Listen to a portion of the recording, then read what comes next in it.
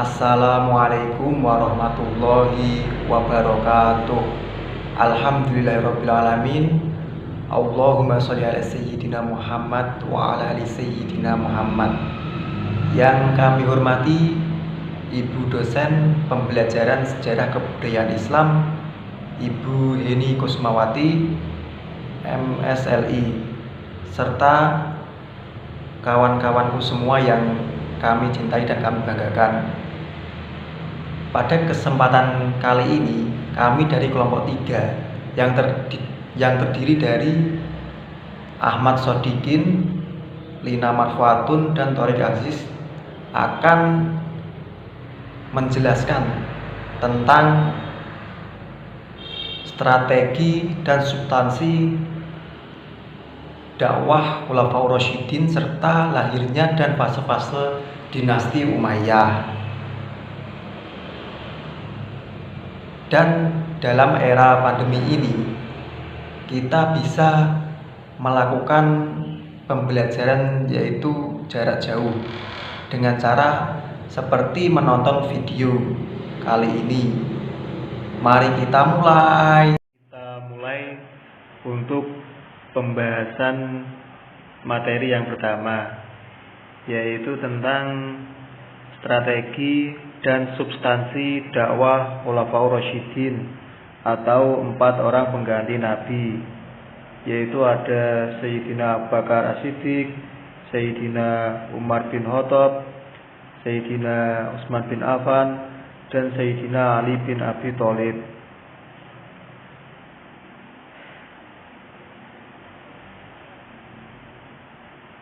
Untuk kompetensi intinya di sini ada 4. Kita lanjutkan ke kompetensi dasar.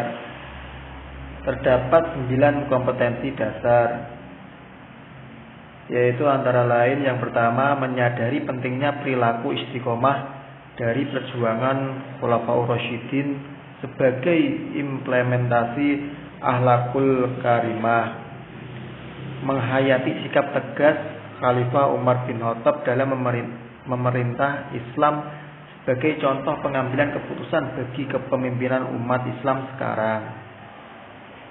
Kita lanjutkan tentang peta konsep, strategi, dan substansi dakwah Khulafaur Rasyidin.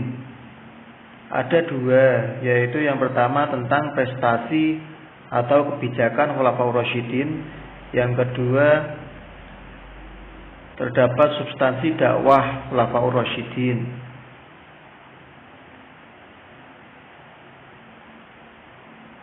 Ini peta konsepnya, teman-teman.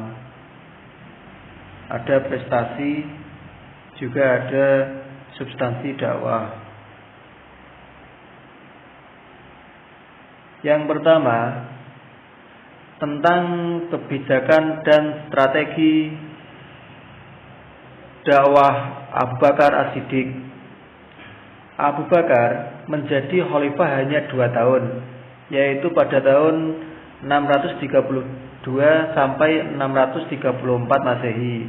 Maka mempunyai beberapa kebijakan dan strategi ketika memimpin negara, yaitu yang pertama, pembukuan Al-Quran. Perang Riddah menimbulkan banyak korban, termasuk sebagian para penghafal Al-Quran. Kenyataannya ini sangat merugikan sekaligus mengkhawatirkan jika semakin banyak penghafal Al-Quran yang gugur. Akibatnya Al-Quran bisa hilang. Menyadari hal ini, Umar bin Khattab mencatat semua hafalan Al-Quran pada para sahabat yang masih hidup. Dengan demikian Al-Quran dapat diwariskan kepada generasi yang akan mendatang. Abu Bakar ragu apakah harus menerima usulan Umar bin Khattab ataukah menolaknya. Ia ragu sebab Nabi belum pernah melakukannya. Namun Umar berhasil meyakinkan Abu Bakar bahwa pengumpulan Al-Quran akan sangat bermanfaat bagi keutuhan Al-Quran sendiri. Akhirnya Abu Bakar menugaskan Zaid bin Sabit untuk memimpin pengumpulan Al-Quran. Zaid ditunjuk karena ia pemuda yang cerdas dan berpengalaman mencatat ayat-ayat Al-Quran. Zaid bin Sabit dapat melakukan tugas tersebut dengan baik. Yang kedua yaitu perluasan wilayah baru.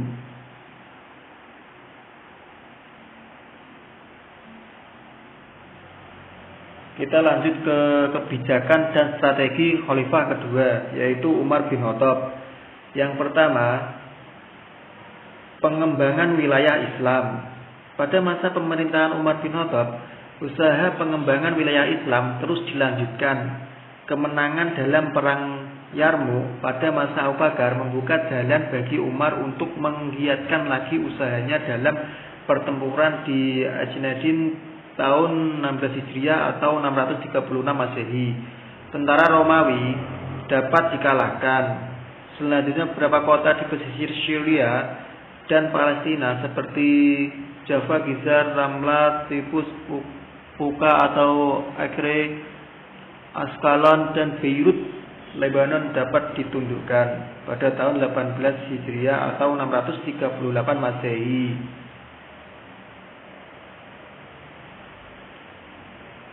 Yang kedua, prestasi dan substansi dakwah Umar bin Khattab yaitu mengeluarkan undang-undang.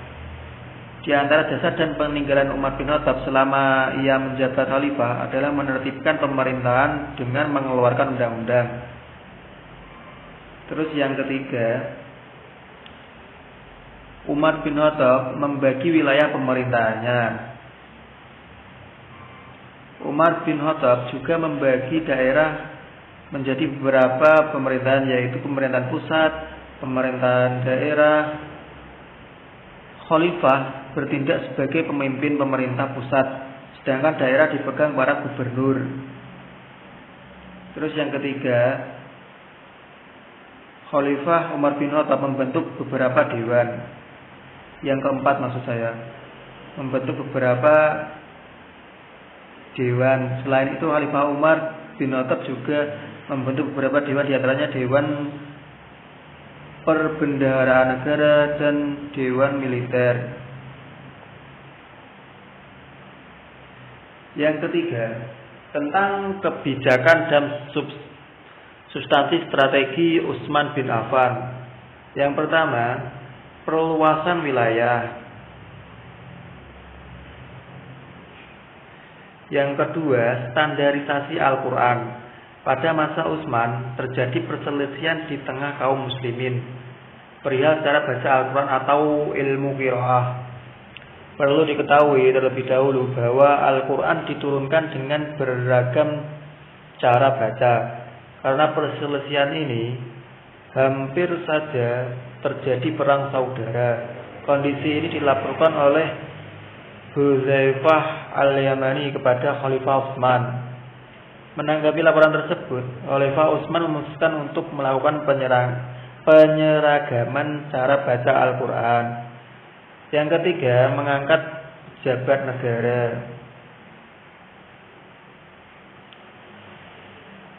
Yang keempat, Khalifah Utsman juga melakukan pembangunan fisik, seperti membangun jalan-jalan, jembatan-jembatan, masjid-masjid dan perluasan masjid Nabi di Madinah. Kita lanjutkan dengan kebijakan dan strategi khalifah keempat, yaitu Ali bin Abi Thalib. Yang pertama, beliau menggantikan pejabat lama dengan yang baru. Terus penarikan kembali tanah hadiah. Yang ketiga, menghadapi para pemberontak. Setelah kebijakan tersebut diterapkan, Ali bin Abi Thalib menghadapi pemberontakan Thalhah, Zubair, dan Aisyah. Alasan mereka, Ali tidak mau menghukum para pembunuh Utsman, dan mereka menuntut bela terhadap darah Utsman yang telah ditumpahkan secara zalim. Ali sebenarnya ingin sekali menghindari perang. Dia mengirim surat kepada Thalhah dan Zubair agar keduanya mau berunding dan menyelesaikan perkara tersebut secara damai. Namun ajakan tersebut ditolak. Akhirnya pertempuran yang dahsyat pun terjadi. Perang ini dikenal dengan nama Perang Jamal atau Perang Unta karena Aisyah dalam pertempuran ini menunggangi unta. Ali berhasil mengalahkan lawannya. Zubair dan Thalhah terbunuh ketika hendak melarikan diri, sedangkan Aisyah ditawan dan dikirim kembali ke Madinah.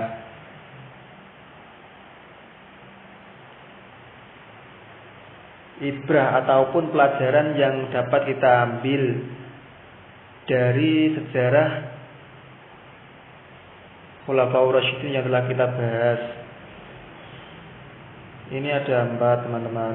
Yang pertama, Abu Bakar adalah seorang figur pemimpin yang memiliki jiwa bersih, jujur, dan sangat demokratis. Yang kedua, Umar bin Khattab adalah seorang pemimpin yang pemberani. Yang ketiga, Utsman bin Affan adalah seorang pemimpin yang berjuang meneruskan perjuangan para khalifah atau pendahulunya. Yang keempat, Ali bin Abi Thalib adalah seorang pemimpin yang alim, gagah, berani, tangkas, dan pandai bermain pedang. Terima kasih, teman-teman. Oke, mari kita lanjutkan ke materi yang kedua, yaitu tentang proses lahirnya dan fase-fase pemerintahan Bani Umayyah.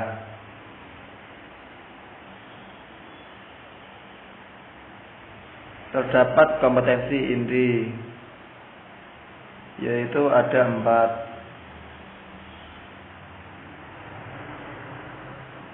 Yang pertama, menerima dan menjalankan ajaran agama. Yang kedua, menghayati dan mengamalkan perilaku jujur, disiplin, tanggung jawab, peduli, dan lain-lain. Lanjut ke kompetensi dasar, juga ada 4. Nilai karakter. Kita lanjutkan ke kasus Bani Umayyah, berdiri pada tahun 40 Hijriah oleh Muawiyah bin Abi Sufyan di kota Ilyat Muawiyah, Yerusalem, pada saat Ali bin Abi Thalib masih menjadi khalifah yang sah dari pemerintahan Khulafaur Rasyidin. Peta konsep, yaitu lahirnya Bani Umayyah, proses lahir, kebijakan khalifah yang memerintah, khalifah yang terkenal, perkembangan peradaban ilmu pengetahuan, tokoh-tokoh ilmu pengetahuan, pusat-pusat peradaban, faktor penyebab runtuhnya dinasti Umayyah, dan yang terakhir yaitu runtuhnya dinasti Umayyah. Silsilah Khalifah Bani Umayyah.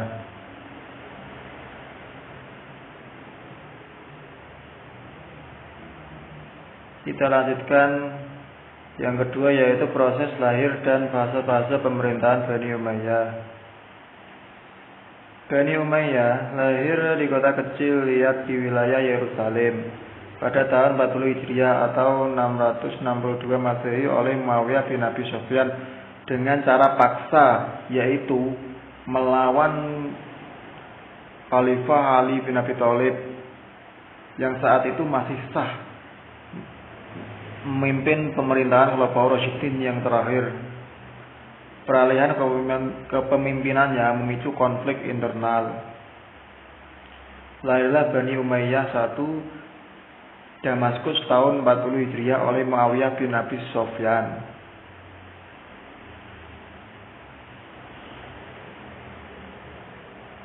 Fase-fase pemerintahan Bani Umayyah 1 Damaskus.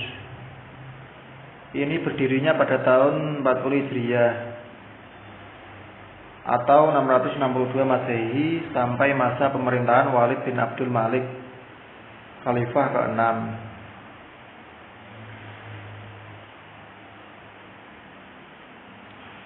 Fase kemajuan dimulai dari masa Khalifah ke-7, yaitu masa Khalifah yang memimpin Sulaiman bin Abdul Malik sampai masa Umar bin Abdul Aziz, Khalifah yang ke-8. Bentuk-bentuk peradaban yang tumbuh pada masa kejayaan Bani Umayyah diantaranya yang pertama, pengembangan ilmu pengetahuan, qiraat, nahwu, balaghah, tafsir, hadis, dan sejarah. Bangunan fisik seperti istana, masjid, pengairan dan irigasi, serta jembatan. Fasilitas pendidikan, kutab, halaqah di masjid dan Majelis Munadarah, Departemen Pemerintahan, Nadzamul Mal, Keuangan, Politik, Keamanan, Administrasi, Kodi atau Hukum, serta Sekretaris dan Pengantar Surat.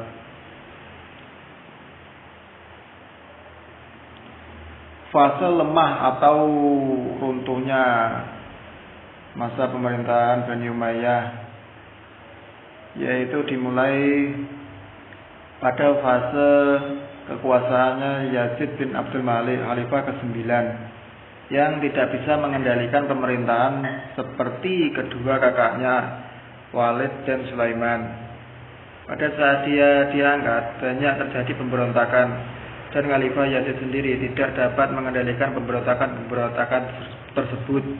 Kondisi ini terjadi sampai puncaknya pada saat pengangkatan dua khalifah dalam 1 tahun berjalan, yaitu putra dari Khalifah Walid, Khalifah ke-12 Yazid bin Walid, dan ke-13 Ibrahim bin Walid.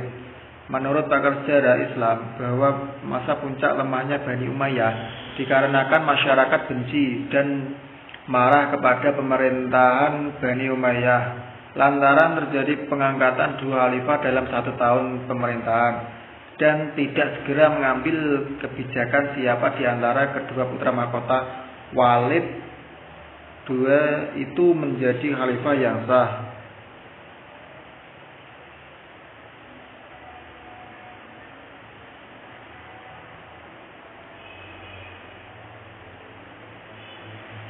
Sekian teman-teman, adapun kita dapat mengambil ibrah atau pembelajaran dari sejarah Bani Umayyah, yaitu yang pertama sikap keberanian, yang kedua sikap cerdas, dan yang terakhir sikap sosial. Sekian teman-teman, dan terima kasih. Wassalamualaikum warahmatullahi wabarakatuh.